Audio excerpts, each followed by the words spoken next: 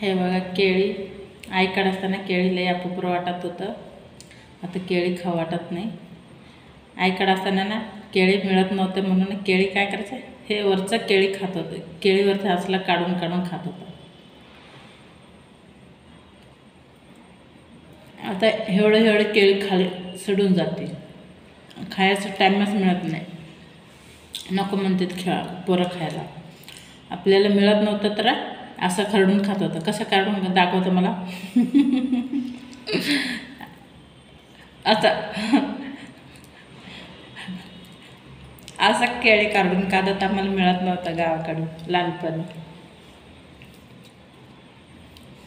असली परिस्थिती काढलेलं आहे बघा आपल्या माहेरला बी. माहेरमध्ये बी असायचं, आता इथं आल्यापर्यंत इथं बी असायचं. आता बसले मी केळी खायला. या केळी खायला.